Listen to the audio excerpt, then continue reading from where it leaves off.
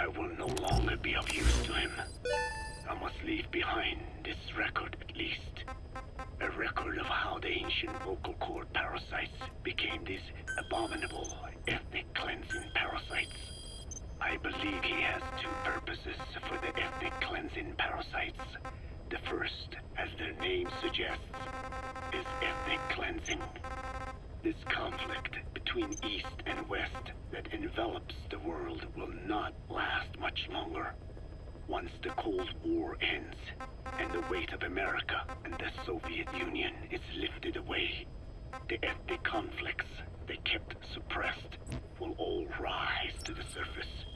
It is not difficult to imagine that the radical sides will begin cleansing their adversaries. But what if an ethnic cleansing parasite matching the language of the aggressors were to be unleashed? The aggressors would be washed off the earth. At the very least, the idea that retaliation... Fine. Yes, Strangelove was doing AI research in that lab. Why hide that until now? Okay, so what? I wasn't working alone. You've got to understand. You do understand, right?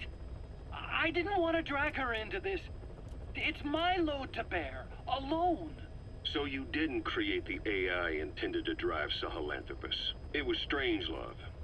Skullface was never in favor of AI control. So naturally they argued. Strangelove, she got him angry and he killed her. How? You didn't see it? So you found her inside that pod after the fact.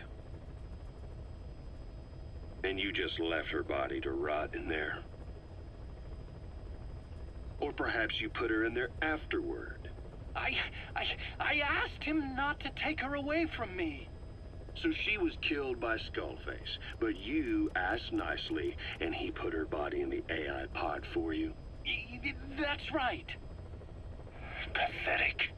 You know, we have another idea. That you killed her. What, me? I couldn't kill her. You killed her and locked her body in the pod. I wouldn't. Don't treat me like one of you. I can't just kill anyone whenever I feel like it. I'm a normal human being. Oh, I see. So you just shut her inside and waited for her to die.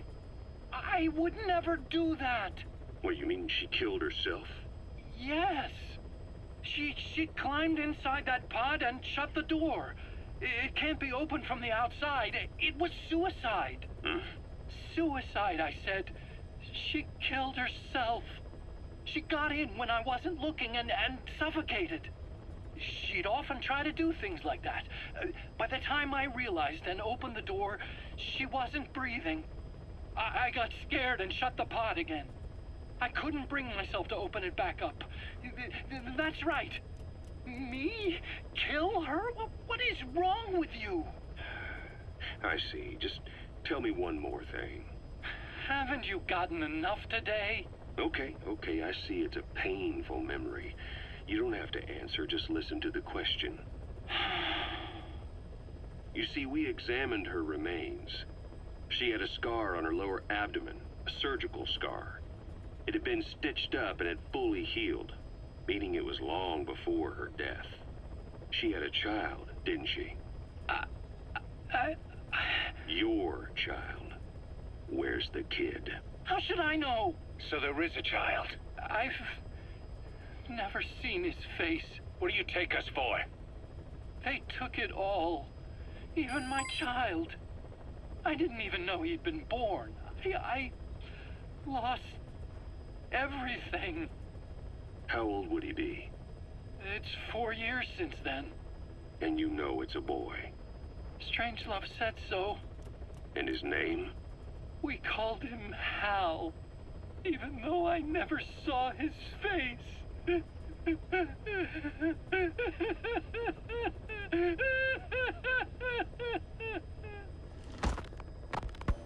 Fine. Yes, Strangelove was doing AI research in that lab. Why hide that until now? Why? Okay, so what? I wasn't working alone. You've got to understand.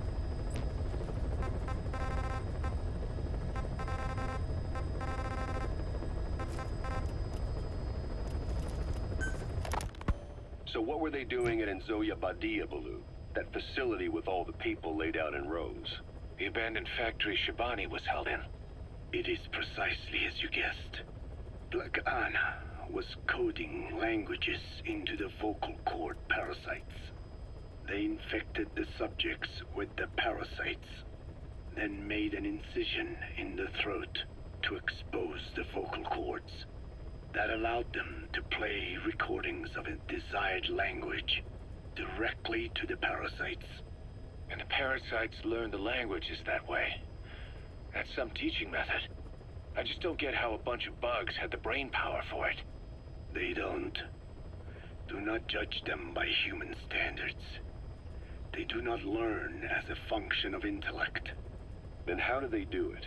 What language the parasites react to is coded into their genes. You could expose the Japanese strain to English for years, and it would never learn the language and react to it. The pronunciation, rhythm, and structure are different. But what about, say, Spanish and Portuguese? Linguistically, the two are very close. Yeah, they're both Ibero-Romance languages. Even so, a Spanish language mating pair exposed to Portuguese will not copulate. Only when they hear Spanish. Only then. And the majority of their offspring will be the same. So it's a literal case of a mother tongue. But if that's so, I don't see how the different strains can be created in the first place. Well, among the many thousands of offspring, there may be just a few that react to Portuguese. You're talking about mutations. Correct. Playing the tapes helps to identify the mutant strains. Those specimens are then isolated and bred with one another.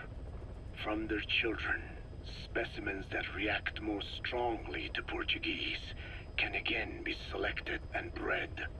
Repeating this process creates a strain that reacts solely to Portuguese and never to Spanish. Mutation and selection. No different to breeding roses. So you kept increasing the change over the generations, adapting them to languages from all over the world. Must have taken a hell of a lot of patience. More like patience. Just how many died for this? There's something I still don't get. In order to tell which larvae will react to Portuguese, you'd have to let them develop and then see which copulate. That means you'd need tens of thousands of guinea pigs. There's no way you could do that in a facility that small. For normal selective breeding methods, you would be right. But there is a more effective selection method when training the vocal cord parasites. Go on. It is not only when mating that the parasites listen for language. Shortly before hatching, larvae display markedly increased activity in reaction to particular language. The active eggs can be identified under a black light. So the eggs that react to Portuguese are selectively placed in the throats of subjects. So you see, narrowing down strains that react to the target language is an effective process. Though I'm sure that even so, many lost their lives to create the various strains. Taken against their will into that dungeon. There are two reasons for playing the tapes for the parasites. One, to isolate the eggs that respond to the target language. And two, to cause the specimens raised from the selected eggs to mate.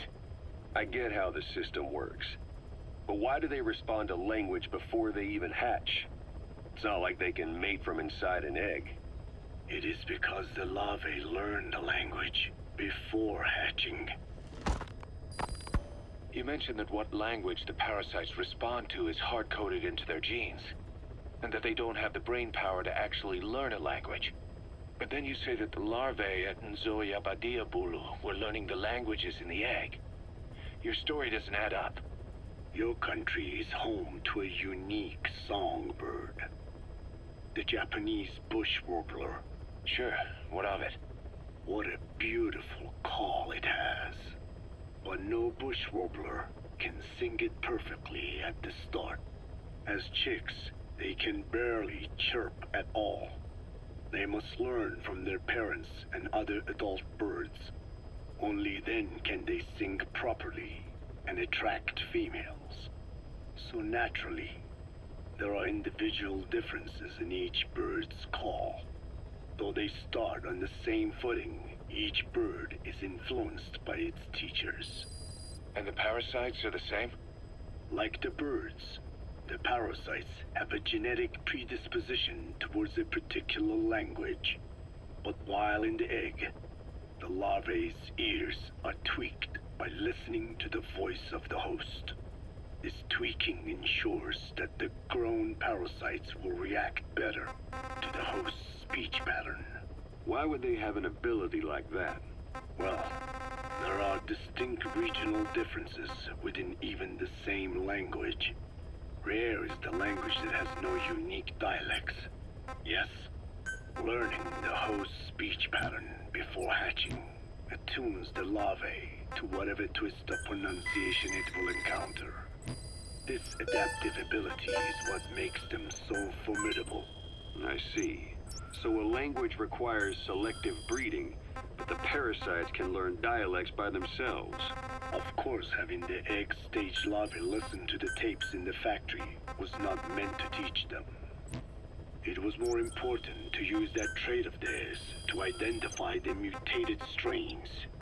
As I mentioned earlier, Is that really accurate enough to use as a weapon? You could wipe out a neighboring ethnic group by accident if their pronunciation is too close. what you say is true. In that sense, they are imperfect as ethnic cleansers. But for his purposes, they are good enough.